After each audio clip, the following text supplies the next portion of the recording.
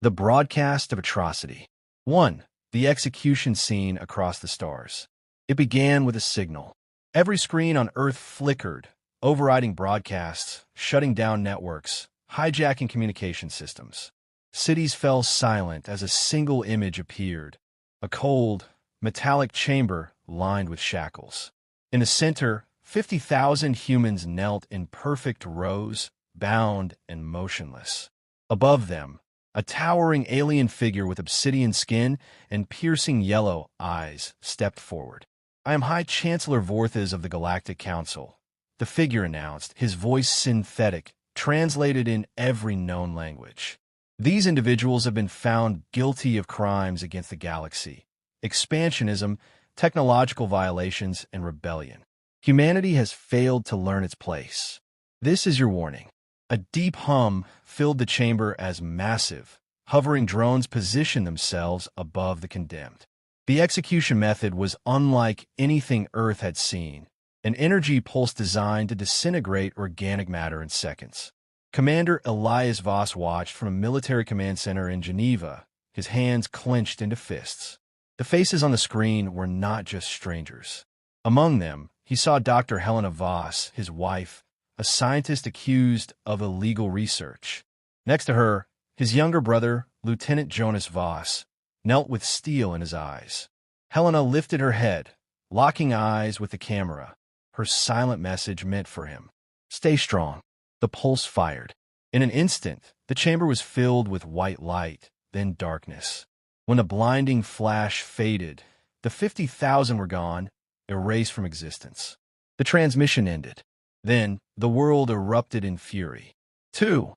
Earth's response. A divided world. The streets of every major city exploded into chaos. Crowds stormed government buildings, demanding vengeance. The massacre wasn't just an act of war, it was a message. The Council wanted humanity afraid. Instead, it ignited rage. The United Earth Coalition, UEC, the newly formed global government, convened in a crisis session. The council chamber in Geneva was packed with military leaders, politicians, and strategists. Some called for caution, others demanded immediate retaliation. President Adrian Locke addressed the room. "This was not an execution. It was genocide. The council believes we will submit, that we will beg for mercy." "I refuse." A senator from the Pacific Union stood. "We cannot challenge them. Their fleets outnumber us 1,000 to 1. If we resist, they will exterminate us next." Then a voice cut through the noise. "We have no choice but to fight." Elias Voss stood, his uniform crisp but his face hardened by grief. "The council has declared us criminals for existing. They will not stop at 50,000. If we kneel now, Earth will be nothing more than a slave world." Silence fell over the chamber. Then Admiral Grant Thorne, head of Earth's Defense Forces, nodded. "Commander Voss is right. We need to prepare for war." 3. The first strike. Hours later, in a classified military base deep beneath the Andes Mountains, Voss met with a shadowy faction within the UEC, the Iron Hand. "We've been preparing for this," said Director Sato, a former intelligence operative. "For years, we knew the Council would come for us. They want Earth weak, afraid. But we are neither." A hologram flickered on, a Galactic Council convoy transporting high-ranking officials between colonies. "Vulnerable. Exposed. Our first move," Sato said, "is to show them that humanity is not prey." The Hades Spear, a stealth warship Earth had secretly built, launched into space. Its mission, strike back. As it exited Earth's atmosphere, Elias Voss whispered under his breath. "For Helena, for Jonas, for the 50,000. The war had begun. The war machine awakens." 1. The Council's wrath. The Galactic Council's response was swift. Within hours of Earth's declaration of defiance, the Great Armada, a fleet of over 1,000 warships, moved into position. Their arrival darkened the skies over Earth's colonies, their presence a clear and undeniable message: submission or annihilation. The blockade began immediately. Trade routes collapsed, orbital stations were seized, and Earth was cut off from the interstellar economy. Panic spread through the streets. With fuel, food, and medical imports halted, the first signs of desperation emerged. On the Council's command ship, the Obsidian Throne, High Chancellor Vorthes watched as Earth's leaders scrambled to respond. A cruel smirk played across his lips. "They will starve before they can fight," he murmured. But Vorthes underestimated Earth's resolve. 2. The secret weapon. Deep beneath the ice-covered surface of Antarctica, within Project Black Mesa, a hidden research facility buzzed with activity. The best minds of humanity, scientists, engineers, and former cyberneticists, worked tirelessly on Earth's greatest secret, the Thanatos Protocol. At the center of the chamber, a neural uplinked combat system hummed with life. Not AI-controlled drones, not simple machines. This was something new, a fusion of human intuition with machine precision. Dr. Elena Kovacs, the project's chief scientist, turned to Admiral Grant Thorne and Commander Elias Voss, explaining in a clipped tone, "This isn't just a weapon. It's a revolution. The Thanatos Protocol allows our best pilots and tacticians to control multiple war machines in real time, as if they were their own bodies. Every fighter, every tank, every drone becomes an extension of their will." Voss studied the glowing interface. "You're saying a single soldier could control an entire fleet?" Kovacs nodded. "With the right training? Yes." Thorne crossed his arms. "Then we've just changed the war." 3. Striking back. With the Thanatos Protocol activated, Earth launched its first counterstrike. The Council fleet base on Garros 4, a key military installation supplying the blockade, became the first target. The Hades Spear, now leading Earth's first strike force, emerged from hyperspace. Inside the warship, Commander Voss stood on the bridge, watching as the Thanatos-enhanced fighter squadrons launched. Pilots, linked directly to their ships, moved with impossible coordination, weaving through enemy defenses like ghosts. The battle was swift and brutal. The Council's battlecruisers, reliant on outdated tactical AI, struggled to counter an enemy that thought and fought as one. On the ground, an elite strike team infiltrated the base, planting seismic charges beneath its main reactors.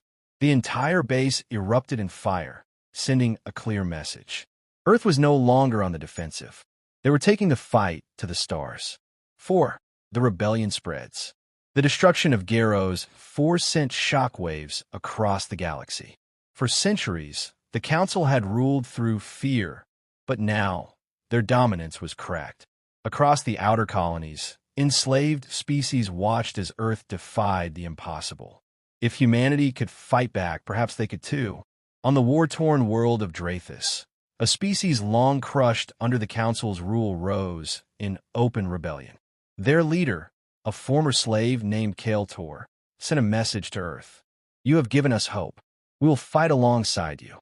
For the first time in history, humanity was not alone. 5. The Council's mistake. High Chancellor Vorthes stood in disbelief as reports flooded in.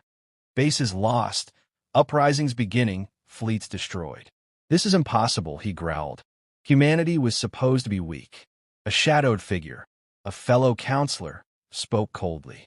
"We should have exterminated them when we had the chance." Vorthes's eyes burned with fury. "Then we will correct that mistake." He turned to his generals. "Prepare the Purge fleet." The war was far from over, but Earth was ready. The reckoning begins. 1. The galaxy turns against the Council. The destruction of Garros 4 sent tremors through the galaxy. The Council's enemies had always existed, small, scattered insurgencies crushed before they could gain momentum. But now, with Earth standing in open defiance, resistance began to spread. On the industrial world of EARTHCalls, workers revolted, sabotaging Council shipyards. In the mining colonies of Tarsus, 9 laborers overthrew their overseers and declared independence. Even within the Council's elite military ranks, whispers of discontent grew. The Council had ruled for millennia through fear. But Earth had proven they could bleed, and the galaxy was watching. 2. The infiltration of Elian Prime. Commander Elias Voss knew that destroying ships and bases wasn't enough. The war would only end when the truth was exposed. The Council's centuries of war crimes, enslavement, and genocide. The plan was audacious, infiltrate Elian Prime, the Council's capital world, and extract classified data from their central archives. If the universe saw what the Council had done, it would shatter their legitimacy. Voss and his strike team, Omega Squad, traveled aboard a hijacked merchant vessel. Disguised as traders, they descended onto Elian Prime, a planet of towering spires, neon-lit megacities, and oppressive surveillance. Their contact, a rogue council scientist named Dr. Lysura, guided them through the underbelly of the capital. If the council catches you, she warned, they won't kill you quickly. Voss smirked. They can try. 3. The betrayal. Reaching the archives was easier than expected. Too easy. As Voss and his team downloaded the data, alarms blared. Security doors slammed shut. A voice echoed through the chamber. Commander Voss, sneered Counselor Drawl, the architect of the blockade. You didn't think we'd let you walk in and out, did you? The mission had been compromised. Someone had betrayed them. Gunfire erupted. Council shock troops stormed the archives. Omega Squad fought fiercely, but they were outnumbered. One by one, they fell. Voss barely managed to send the data upload before a pulse rifle blast slammed into his chest. Darkness consumed him. For the execution that backfired. Voss awoke in chains, kneeling before a broadcast camera. Across the galaxy, screens flickered, just as they had when Earth had been forced to watch the execution of the 50,000. High Chancellor Vorthes stood over him, triumphant. Let this be the final lesson, he declared. Earth's rebellion is over. The executioners raised their weapons. The galaxy held its breath. Then chaos. Explosions tore through the chamber. Gunships roared overhead. Earth's fleet had arrived. Voss ripped free of his restraints as Omega Squad's surviving operatives stormed in, guns blazing. And across the stars, the data he had stolen was broadcast to every world. The galaxy saw the truth. The Council's crimes, the massacres, the enslavement, the fear they had ruled with for centuries. And in that moment, the Council's power began to collapse. The fall of tyranny. 1. The final battle begins. The revelation of the Council's crimes spread like wildfire. From the slums of conquered worlds to the halls of once loyal dominions, billions watched the horrific truth unfold. The Council's power had never come from righteousness, only fear. And now, that fear was gone. Civil unrest erupted across the galaxy. Dozens of planets declared independence overnight. Entire Council fleets, their captains unwilling to fight for a crumbling regime, either mutinied or vanished into the void. But High Chancellor Vorthes still had one last weapon, the Purge fleet. Humanity thinks it has won, Vorthes snarled, standing aboard the obsidian throne, his command dreadnought. Burn Earth to ashes. Let them choke on their victory. The largest fleet in galactic history, 5,000 warships, armed with planet-cracking weaponry, set course for Earth. If the Council could not rule humanity, they would eradicate them. But Earth was waiting. 2. Humanity's last stand. Above Earth, the United Earth Coalition's defense fleet took position. Only 200 ships against the Council's thousands. But what they lacked in numbers, they made up for in technology and determination. The Thanatos Protocol had been fully integrated. Each pilot now controlled entire squadrons of drones, interceptors, and automated defense systems. One human mind fought as 10, as 50. Voss, now back in command, watched from the bridge of the captured dreadnought Oblivion's Wrath. His voice was calm, steady. They expect us to be afraid. Let's show them what fear really looks like. The battle began. Council warships surged forward, but the first wave was torn apart by Earth's rapid adapting, AI-enhanced battle formations. Every time the Council adjusted, the Thanatos pilots countered instantly, moving in ways no ordinary fleet could.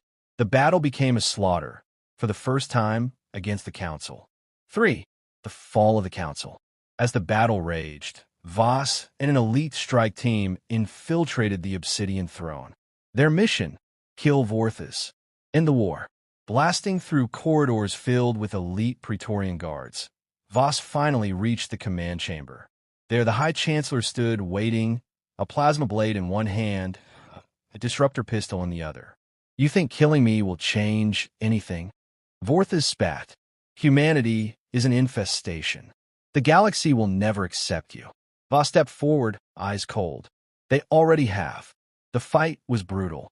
Vorthas was strong, fast, enhanced by alien augmentations. But Voss had something stronger, human will. With a final strike, Voss drove his combat knife into the Chancellor's throat, silencing the tyrant forever. As Vorthas fell, Earth's forces overran the Purge fleet. The Council's war machine collapsed. The galaxy was free. For a new dawn. The Council was dead. Earth had won. But Voss knew the war had changed more than just humanity's place in the stars. They were no longer just survivors. They were leaders. As the dust settled, Earth stood at the head of a new Terran alliance. Not conquerors, but liberators. The former Council worlds, now free, chose to stand with humanity. On Elian Prime, Voss walked through the ruined Council chambers. He reached the central podium where the High Chancellor had once stood. Looking into the cameras broadcasting across the stars, he spoke only 3 words. This is justice. And with that, a new era began.